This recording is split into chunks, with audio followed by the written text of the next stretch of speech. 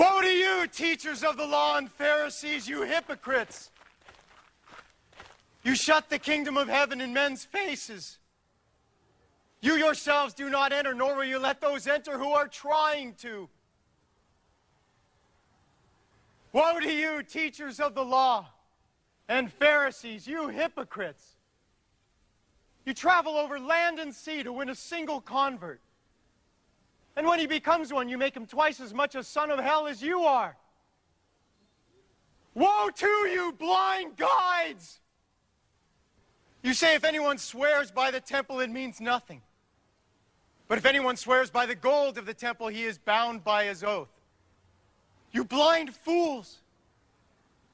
Which is greater, the gold or the temple that makes the gold sacred?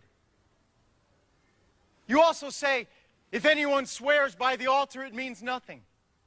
But if anyone swears by the gift on it, he is bound by his oath. You blind men, which is greater, the gift or the altar that makes the gift sacred? Therefore, he who swears by the altar swears by it and by everything on it. And he who swears by the temple swears by it and by the one who dwells in it. And he who swears by heaven swears by God's throne and by the one who sits on it.